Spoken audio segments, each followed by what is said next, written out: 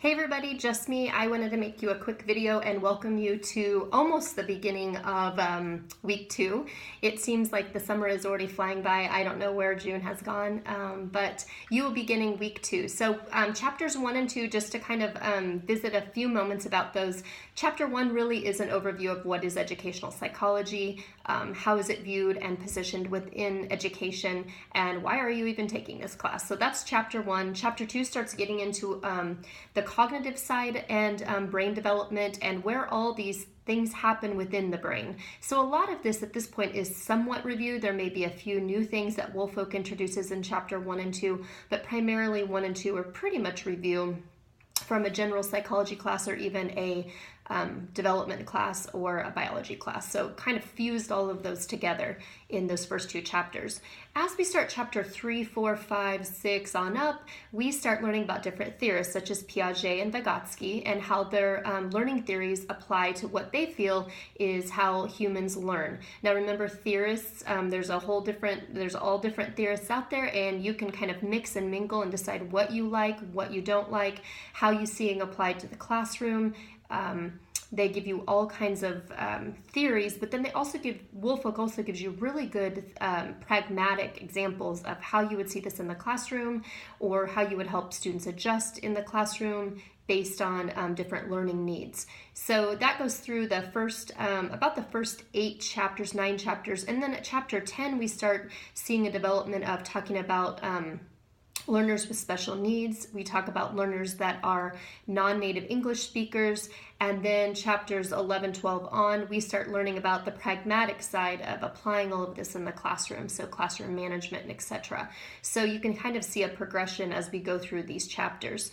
One of the really important things with regard to the Woolfolk textbook, I believe, after teaching this class for 3 years, is when you read the text, start with the very first page. It's a case study, and it kind of positions you into thinking, gosh, what do I really need to know out of this chapter to start understanding the questions that are being asked of me in those case studies.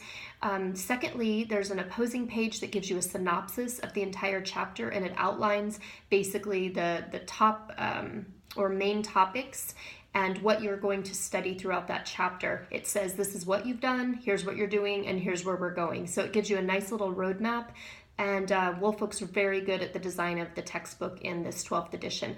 And lastly, before you start reading the chapter, make sure you go to the summary. The summary is just a 2 to 3 page blocked topics, and I would definitely recommend reading that prior to reading the entire chapter, because again, between the synopsis on the second page of every chapter and the summary, those really help to start filling in the blanks as far as how the chapters are designed, what the content is, and what Woolfolk really wants you to focus on. Remember, the entire textbook is aligned with the PLT, and that brings me to another topic, which is, remember, you're going to take the PLT. I've made a video for you about what is the PLT, what are all the aspects of it, but with regard to this class, instead of designing a PLT study guide at the end of this 8 weeks, I thought it would be nice, based on some feedback from last semester, if we actually started this a little bit early, and as you go through the chapters, start thinking about what you really answered from this chapter that you would consider to be a slam dunk. I know this, it's easy to remember, I don't need to write it down. Or what is the stuff that I really think that I need to study more, or I don't quite understand that concept? Those are the items you would need to put on the PLT study guide.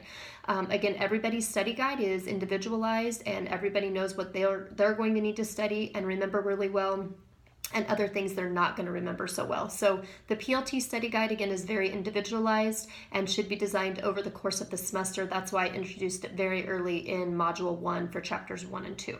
Lastly, when you email me, there's going to be, and I say this because there's going to be a couple assignments that maybe you designed that you can't upload to Blackboard.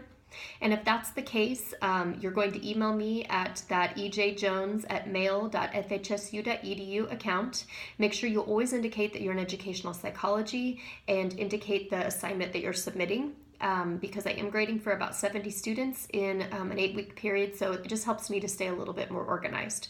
Again, I just want to tell you, welcome to educational psychology. I hope that you've had a good first week. I'll try to make these videos every week to kind of talk about the high points of each of the chapter and how those are going to align with the PLT. So anyway, have a great day, and I will talk to you soon. Take care. Bye.